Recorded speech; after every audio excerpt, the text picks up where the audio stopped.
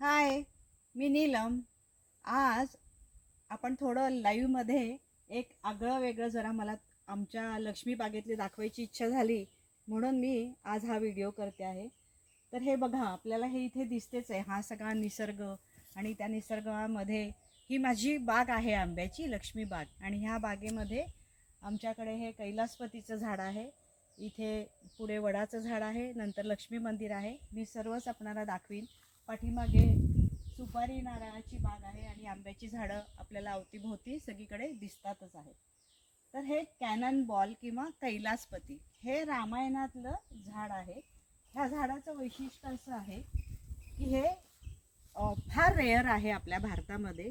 ठराविक लोकांच्याकडेच ते देतात. आणि जेव्हा आम्ही आणलं त्याची हिस्ट्री अशी आहे की ते आम्हाला दिल्यानंतर ज्यांच्याकडून आम्ही आणलं त्यांनी आम्हाला ते परत तिथे वर्षांनी लोक ती बघायला आली होती की आम्ही हे झाड रुजवलं आहे की नाही, त्याची काळजी घेतो की नाही.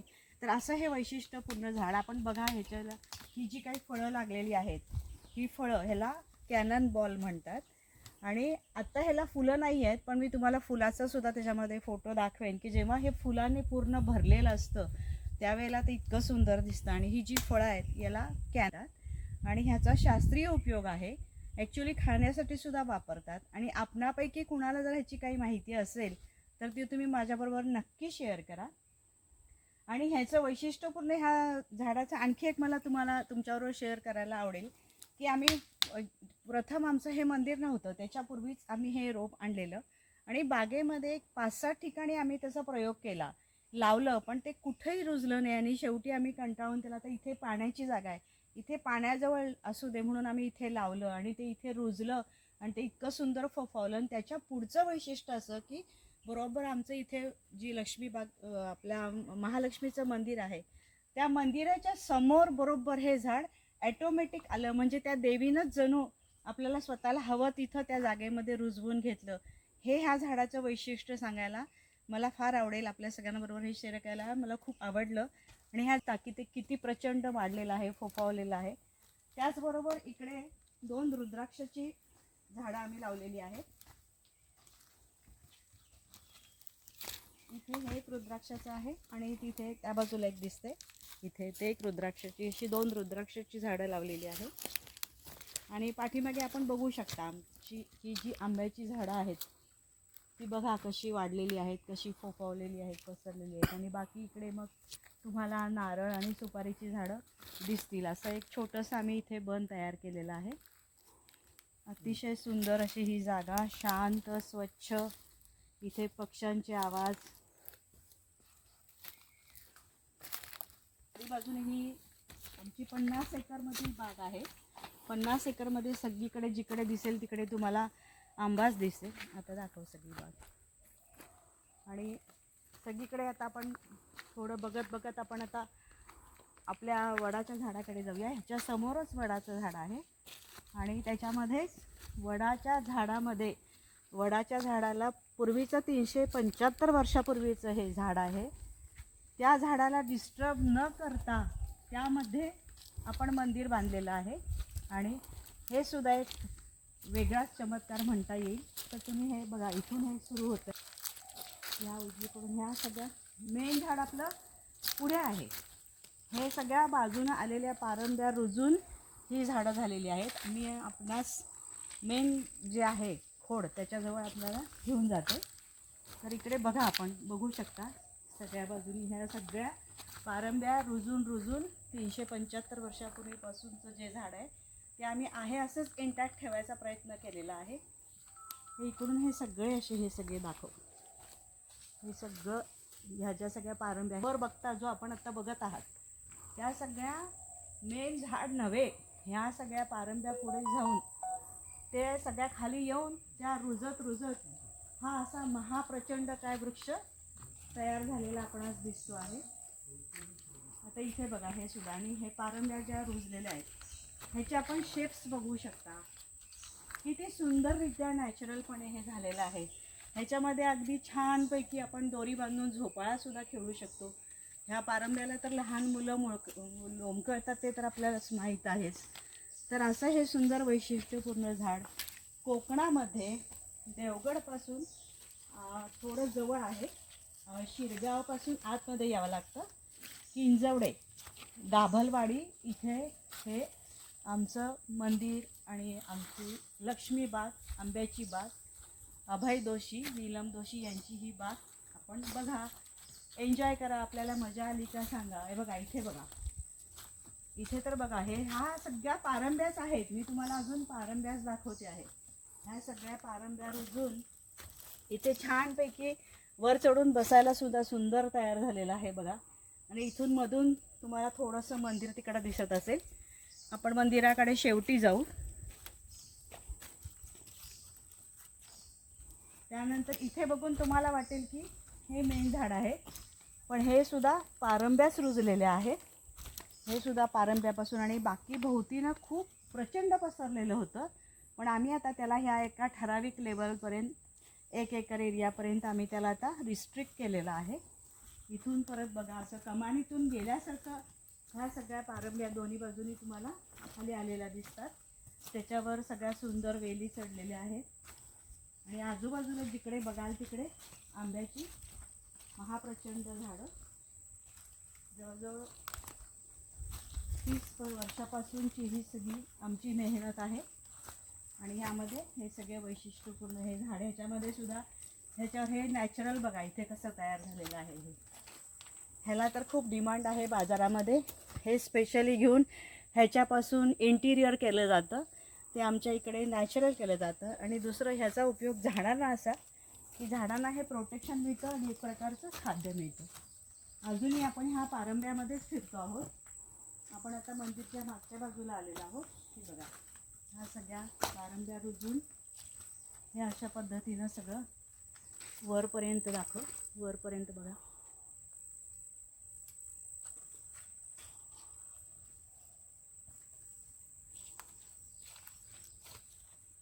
ह्या मंदिराच्या भोवतीनं पूर्ण फेरी मारून आपण इकडे आलेलो आहोत.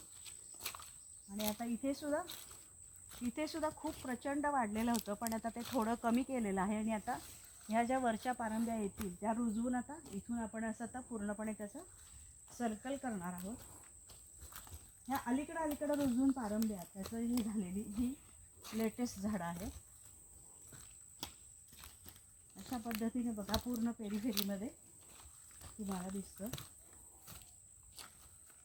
त्यानंतर इथे आपण चंदनाची झाडं लावलेली आहेत. हा चंदन आहे. इथे ही चंदनाची अशी 10-12 झाडं लावलेली आहेत ओळीनं अशी सर्कलमध्ये.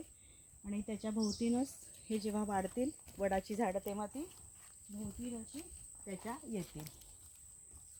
आता इथून आपण आता मेन मंदिराच्या एंट्रन्सकडे जाऊया. इथे सुद्धा साईडला बघा हे जे दिसतंय ह्या सुद्धा पारंब्याच आहेत. इथे हे जे दिसतंय आपल्याला इथे बघा बसायला सिटआउट पण खूप छान आहे. आता इकडे पाऊस प्रचंड असतो त्यामुळे हे सगळं थोडं शेवाळलेलं आहे, पण नंतर आपण ह्याचं क्लिनिंग करून ह्याचा आपण छान वापर करू शकतो. फोटो सेशनसाठी, शूटिंगसाठी तुम्हाला अशी जागा हुडकून पण मिळणार नाही. हे बघा ह्या सगळ्या पारंब्या आता अशा ज्या येतात त्या बांधून ठेवलेल्या आहेत. ह्या आता बघून त्या खाली सोडून रुजवल्या जातील. आणि त्याप्रमाणे आता आम्ही ठराविक लिमिटेडमध्ये एरियामध्ये आपण हे झाड ठेवणार आहोत. ह्या सुद्धा सगळ्या पारंब्याच रुजलेल्या आहेत. बघा वरपर्यंत त्याची कशी रचना होत गेलेली आहे ते. आणि आता मंदिराच्या एंट्रन्सकडे जाऊया. साईडला मंदिरच्या ही सगळी लागणारी देवीला आपण जी फुलं घालणार आहोत ती लागणारी आपण सगळी इथे लावलेली आहेत. इथे सुद्धा आपल्याला बांधून ठेवलेल्या पारंब्या दिसतील, कारण आता हे इथे रुजवून उपयोग नाही आहे म्हणून आपण ह्या बांधून ठेवलेल्या आहे. ह्या थोड्या लांब ज्या आहेत त्या लांब आपण रुजवत जाणार आहोत. आता तुम्हाला तिकडचाही सगळा व्ह्यू इथून दिसेल. तो सगळा व्ह्यू दाखवतो. आणि आपण आता इथून आपल्या मंदिराच्या एंट्रन्सला जाऊन वडाच्या झाडाचं जे मूळ आहे ते मूळ खोड आपण आता बघूया.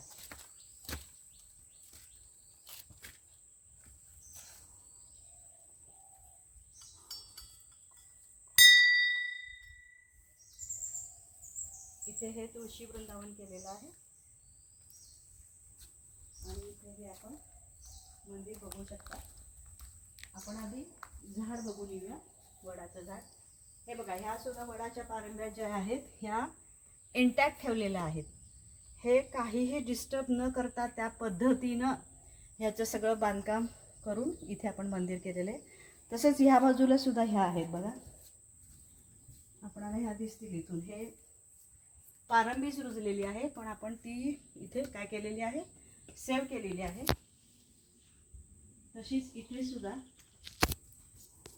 केलेलं आहे. माझा मुलगा आशिष तो सिव्हिल इंजिनियर आहे. त्यांना हे सगळं खूप छान पद्धतीनं सगळं इंटॅक्ट ठेवून करायचा प्रयत्न केलेला आहे. बघा, इथून सुद्धा हे मस्त सिटआउट आहे. ह्याच्यावर तर इतकी मजा येते बसायला आणि खेळायला. ह्या सगळ्या पारंब्या. आणि आता इथून आपण आता आपण इथे जे वडाचा मेन वृक्ष आहे तिथे आपण आता आलेलो आहोत. इथे तुम्ही बघू शकता ह्याचं किती प्रचंड प्रमाणात पसरलेलं आहे. आम्ही अर्थातच त्याची पूजा वगैरे करतो. पर्यावरणाचा जो देव आहे हे वडाचं झाड, ह्याच्यापासून काय काय मिळतं आपणा सर्वांना ते काय वेगळं सांगायची मला गरज भासत नाही. तुम्ही बघू शकता इथे काय काय आहे ते. अशा पद्धतीने इथे सुद्धा आम्ही चारी बाजूनी ह्याला चौथरा बांधून हे सगळं व्यवस्थित छान प्रिझर्व करायचा प्रयत्न केलेला आहे. आपण इथून आता वरसुद्धा बघू शकता. आणि इथे सगळं रिकाम असल्यामुळे इथे शांत जेव्हा आपण बसतो तेव्हा मेडिटेशनसाठी ह्याच्यासारखी दुसरी जागा नाही. इथे पक्ष्यांचे आवाज इतके सुंदर येतात. आणि बघा इथे आता इथून आपलं हे सिटआउट दाखव. आम्ही आता इथे थोडंसं हे सिटआउट केलेलं आहे. इकडे बसून आम्ही छानपैकी इथला सगळा निसर्ग आणि त्यातील आवाज मस्त एन्जॉय करतो. आता इथून परत एकदा सगळे पारंब्या सगळ्या साईडच्या दिसतील त्या आपण बघा, ह्याचा आनंद घ्या. आणि आपल्याला हा व्हिडिओ माझा कसा वाटला ते सांगा. माझ्या चॅनलला सबस्क्राईब करा, शेअर करा, लाईक करा आणि आपल्या आवडत्या व्यक्तींच्या बरोबर नक्की शेअर करा. हे बघा, आता इथे सुद्धा हे एंट्रन्सला असे सुंदर हत्ती ठेवलेले आहेत. मी दोन्ही बाजूला पण असे 2 हत्ती ठेवलेले आहेत. अतिशय सुंदर आहेत. आणि आता इथे फक्त लाईट नाही आहे त्यामुळे थोडं आपण कॅमेराचा फ्लॅश आले लाईट आले का बघते. आली लाईट, थँक गॉड. आता इथे आतमध्ये ही महालक्ष्मीचीच मूर्ती म्हणून इकडे कोकणामध्ये सगळेजण मानतात.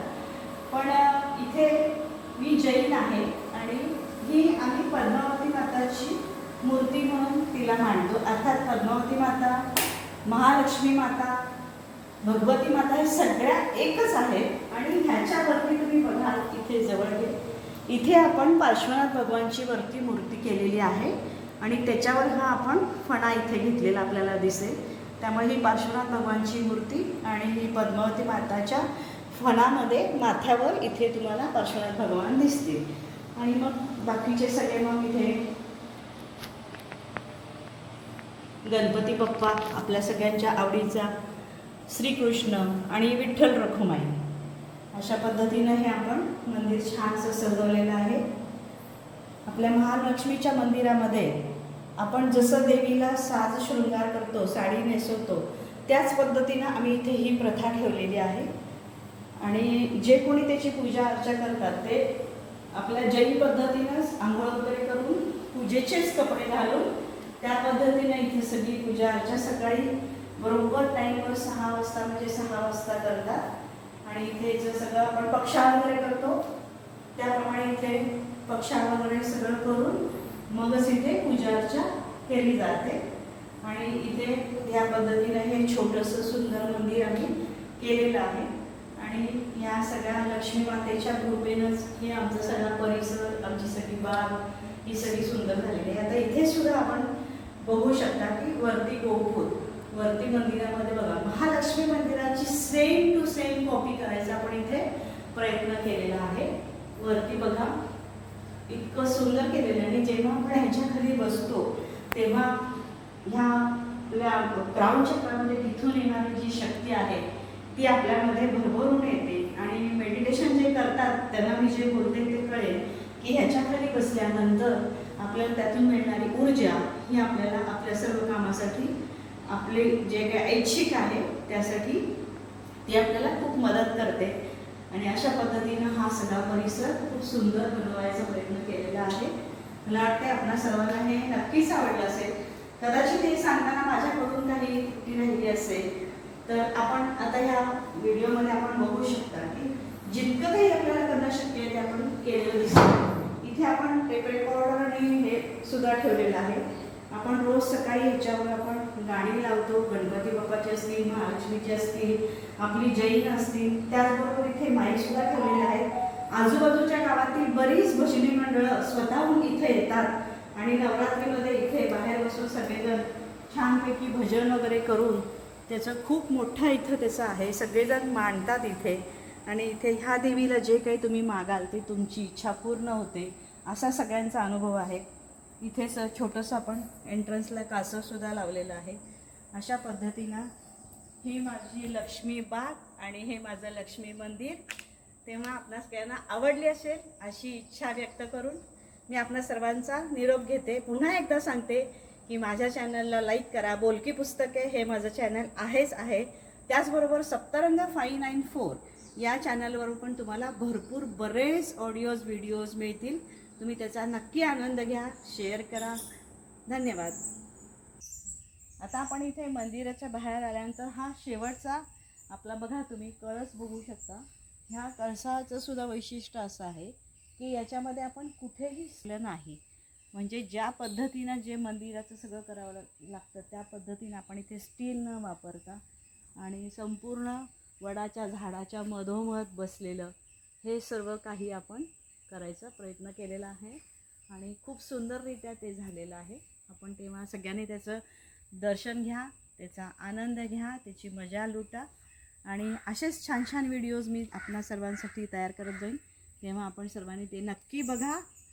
थँक्यू.